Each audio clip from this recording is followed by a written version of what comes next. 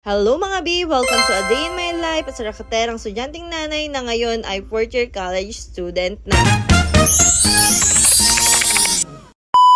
Kaya nga nang palagi kong ginagawa, syempre as nanay, kailangan muna natin unahin yung ating anak bago nga ang ating sarili. Ganun. Linisan nga lang din ako palagi sa pamamalansya dahil mga bina, abot lang naman talaga ako ng madaling araw sa pagpupromote. Nagkataon nga rin na wala kang pasok si Kuya ng araw na to, kaya ayan, si Chantal nga lang yung inasikaso. Yan lang naman talaga yung routine namin sa umaga. Pagkatapos ko nga silang maasikaso, ay ayan, it's time for myself naman. Hindi mo talaga maintindihan kung kwarto pa nga ba to dahil mga biting na nyo naman, punong-puno na nga yan ng mga pre-sample. Pero syempre, biyaya, yan. Nakatulog na rin naman ako ng almost 2 hours, kaya ayan, nakaligo nga ako kahit papano. Bye.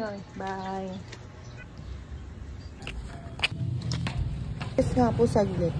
Kiss po. Review tayo. Hindi pala.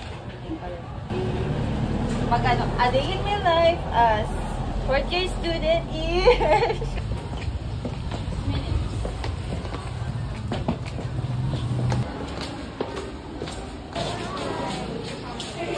As intern student nga, ayan, dito na nga kami pumapasok sa school kung saan nga kami na-deploy.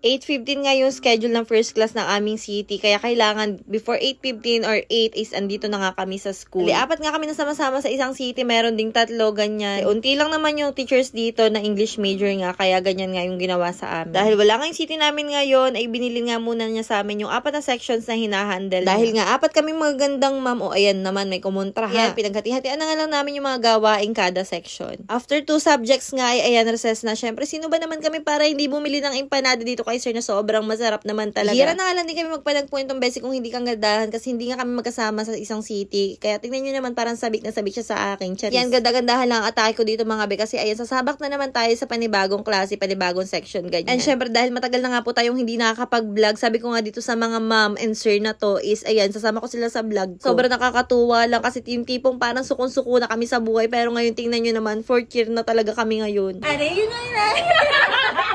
And bali dito lang talaga kami sa pangatlong bench nag-stay. Dito kami kumakain, dito kami nagtatagpo ng mga klasiko. Ayan, dito lang kami, as in dyan lang. Dahil nga sa 3rd floor kami, dahil grade 10 nga yung aming hinahandle, ayan, akyat baba talaga tayo dito na para bang kailangan dito tayo papayat. Pag lunch na nga kami ng time na to, and ganyan lang nga yung senaryo namin tuwing tanghali, na para bang talagang busy ang mga mom and sir na yan. Ay, pinasabi ko lang to ha. Di ba nito yun? Ay, spaghetti. Ito ah. Sa'yo yan? Hindi, ito okay na kayo nga. Laway conscious ka. Pag sa'yo, hindi. Kahit duraan mo pa daw, mami. Laway conscious Tinatanong ko, si Rose din kasi laway conscious kasi yun. Ganun din ako, pero... Ay, huwag ka na. Natuto na ako magtanong ng gano'n at sa amin sa story. Kung ano lang ang maano eh. Kahit sino, inom ng inom eh. Venus ako ah. Ako yung... Saturn. Ay! Saturn. Sabi ko... Bilhin niya to. Dahil nga nagpasulat kami sa mga estudyante, ay ayan, kanya-kanya nga kaming check ng section kung saan nga kami na-assign. Sobrang nakakatuwa lang talaga mga be. Alam mo yun, ang sarap kasi sa pakaramdam pa lang matawag ka na ma'am, teacher, ganyan. Hala, alam ko mabibiting kayo sa vlog na to, pero hanggang dito na lang. Sana sipagin pa talaga uli ako mag-vlog na mga ganap ko sa buhay, ganyan. Gusto nyo na ituloy-tuloy ko to, ayan, mag-comment na lang kayo dyan, mga ipupush ko para sa inyo, go.